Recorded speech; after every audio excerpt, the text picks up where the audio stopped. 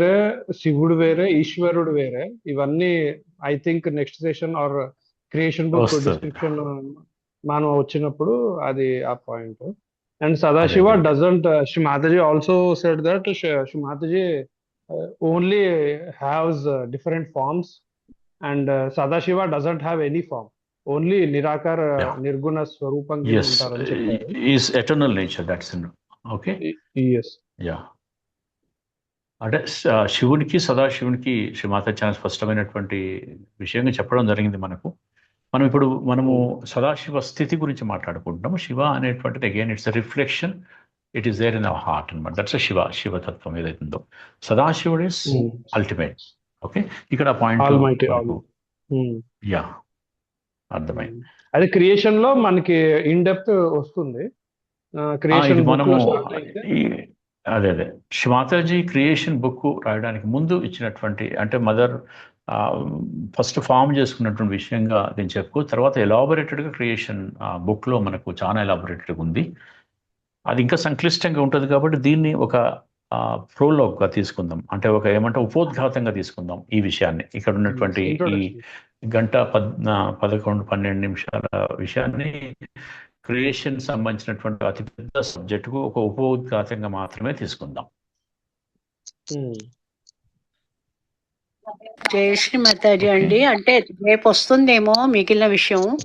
అంటే నాకు అంటే మీరన్నట్టు సదాశివుడు శివుడికి డిఫరెన్సెస్ చాలా స్పష్టంగా చెప్పారు మాతాజీ అని. సదాశివుడు అంటే కలెక్టివ్ లో ఉన్న పరమాత్మ, శివుడు అంటే ప్రతి వ్యక్తిలో ఉన్న ఆ సదాశివుని యొక్క ప్రతిబింబం కదండి.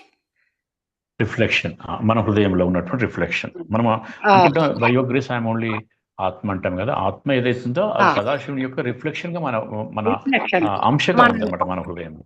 మనలో హృదయంలో ఉన్నది, ప్రతి ఒక్క వ్యక్తి హృదయంలోనూ ఉన్నది అది. అయితే మనం ఎప్పుడైతే విరాట్లోకి వెళ్ళి, ఏదైతే మన ఇంట్లో జాగృతి అయిన తర్వాత విరాట్లోకి వెళ్ళినటువంటి తర్వాత అప్పుడు మనం సదాశివుని రీచ్ అవుతాం అన్నమాట. అది వాస్తవానికి జరిగేటువంటి విషయం.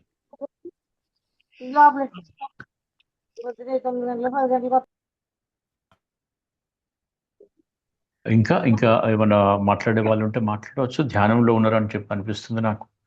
లేదు అని అంటే ఒక 2-3 విషయాలుగా సబ్జెక్టు ఇది చాలా హెవీగా ఉందని చెప్పి అనుకోవద్దండి. ఇది ప్రతి ఒక్కరూ సహజయోగులుగా వచ్చిన తర్వాత ప్రతి ఒక్కరూ ఈ విషయాన్ని అర్థం చేసుకునే ప్రయత్నం చేయాలి. శ్రీ మాతాజీ మనకు ఈ రూపంలో అవకాశం కల్పించారు. తల్లి యొక్క అమృతవాణిని సహజయోగులుగా మాట్లాడుకుంటున్నాం. అది ఒక అదృష్టంగా భావించుకోవచ్చు మనం సహజయోగంలో.